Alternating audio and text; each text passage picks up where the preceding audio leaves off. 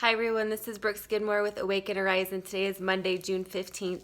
And if you are looking for a way to increase your confidence in your sport or in your performance domain, today's topic might be especially helpful for you. We're going to talk today a little bit about imagery. Imagery is a great tool to help increase our confidence. It's a great tool to help us increase our performance. And so let's talk a little bit about what is imagery. Imagery is basically the practice of visualizing in our minds exactly the way we want to perform something. We get this vivid picture of performing something perfectly. And you might be familiar with the term visualization. That's what we used to call it, but we don't call it that so much anymore.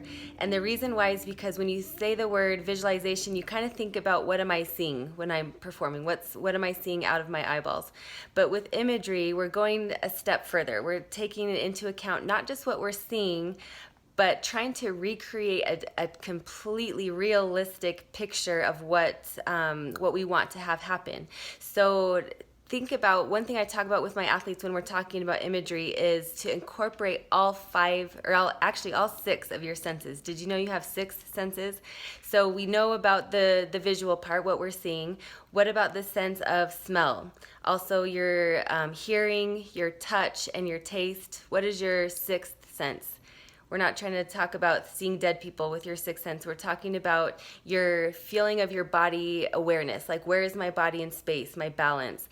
So as you're practicing your imagery for your performance, you want to incorporate all of those things, not just what I'm seeing, but what am I smelling, what am I feeling, what am I hearing, to make it as real as possible. And to give an example of what that might look like for an athlete, I was working with a basketball player one time, and he was telling me how when he was shooting free throws in the gym, an empty gym all by himself, he was like 9 for 10, making the majority of his shots.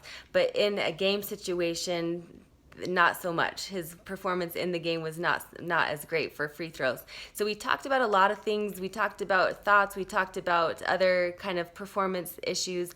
And one thing that we talked about too was his imagery practice. He knew imagery was important. He was practicing regularly, and he told me a little bit about what that looked like. You know, when he was practicing imagery, he was mostly picturing himself in a dark gym with the spotlight on him, no people in the gym, just him, and shooting free throws in that scenario.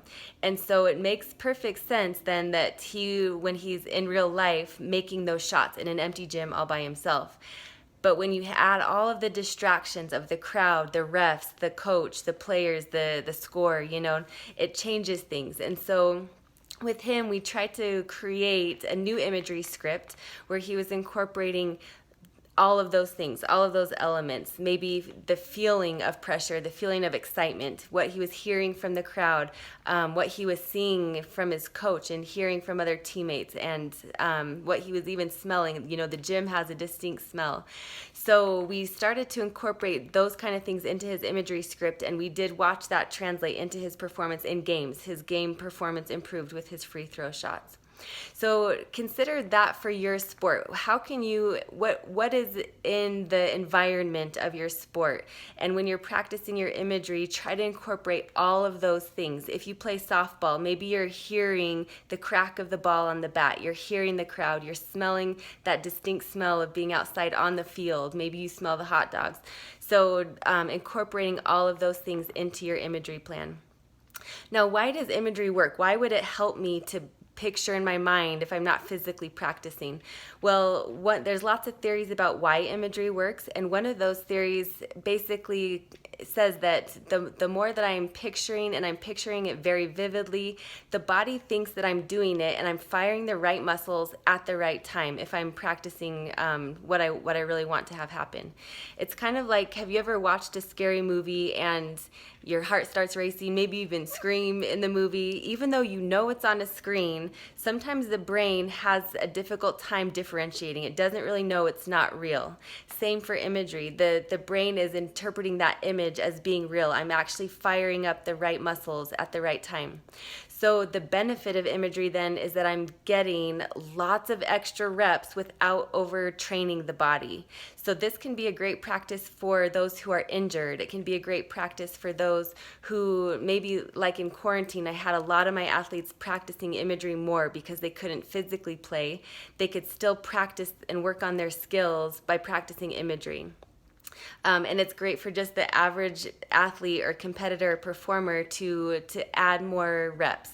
And again, not just any reps, but you're practicing. If I'm doing it in my mind, I have the chance to practice perfect reps over and over again. So what does it look like for you? How do I practice imagery? One of the most common ways a lot of my athletes practice is the night before a big game or a practice even. But right before you go to bed, you're laying in bed, you're relaxed, no distractions. That tends to be the best situation, is when I'm in the most relaxed state. And imagery doesn't have to take hours. You physically practice for a couple hours a day maybe. Imagery maybe 5 or 10 minutes a day. That's all you need for it to be effective, as long as you're doing it intentionally. So maybe 5 or 10 minutes.